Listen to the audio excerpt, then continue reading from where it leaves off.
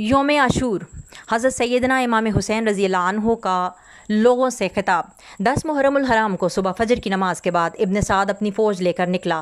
حضرت سیدنا امام حسین رضی اللہ عنہ نے بھی صفیں درست کیں۔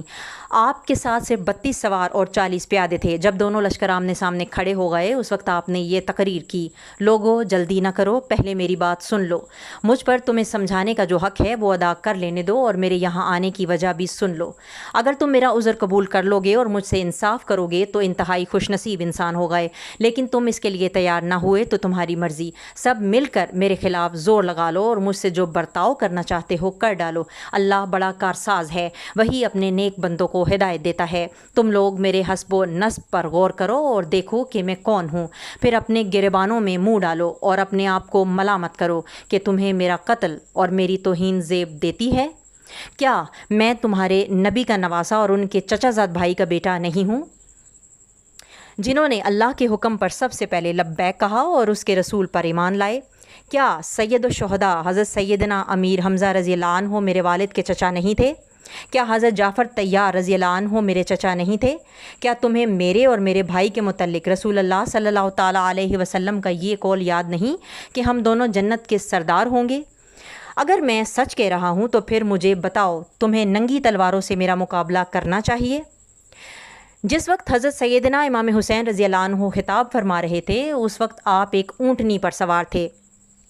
قرآن مجید آپ کے ہاتھ میں تھا اور دشمن سے کسی بھی قسم کا خوف یا خطرہ لاحق نہیں تھا۔ اس دوران ابن سعد کے لشکری آپ کی جانب بڑھے تو آپ نے اپنے دونوں ہاتھ اٹھائے اور بارگاہ رب العزت میں یوں دعا فرمائی: یا اللہ، میں نے ہر مصیبت میں تجھ ہی پر بھروسہ کیا ہے اور ہر سختی میں تو ہی میری پشت پناہی کرنے والا ہے۔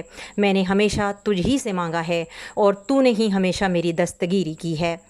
تو ہی ہر نعمت کا مالک ہے، تو ہی احسان کرنے والا تھا۔ آج بھی میں تجھ ہی سے التجا کرتا ہوں۔ نیزے پر قرآن پاک کی تلاوت۔ حضرت زید بن ارقم رضی اللہ عنہ سے مروی ہے کہ جب میدان کربلا میں حضرت سیدنا امام حسین رضی اللہ عنہ کو شہید کیا گیا اور سر مبارک کو تن سے جدا کیا گیا اور سر مبارک کو کوفہ کی گلیوں میں لے کر پھرا گیا تو میں نے دیکھا کہ آپ کے ہونٹ مبارک ہل رہے ہیں اور آپ قرآن مجید کی تلاوت فرما رہے ہیں۔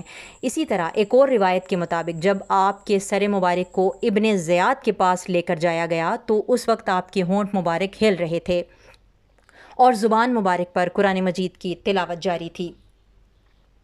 کوئی سلمان، کوئی میسم، کوئی ابو ذر نکلے، جو بھی نکلے وہ مقدر کے سکندر نکلے۔ یہ جو اصغر کے لیے مانگ رہا ہے پانی، مار دے ہاک پہ ٹھوکر تو سمندر نکلے۔ مال اسلام نے بانٹا تو ہزاروں موجود، خون اسلام نے مانگا تو 72 نکلے۔ حضرت سیدنا امام حسین رضی اللہ عنہ کی عظیم قربانی کو تا قیامت یاد رکھا جائے گا۔ جو انہوں نے کربلا کے میدان میں قربانیاں پیش کیں، اپنی جانوں کا نذرانہ پیش کیا، ہم تہہ دل سے ان کو سلام پیش کرتے ہیں۔ جنہوں نے نیزے پر بھی قرآن پاک کی تلاوت کو جاری رکھا، اس حسین ابن حیدر پہ لاکھوں سلام۔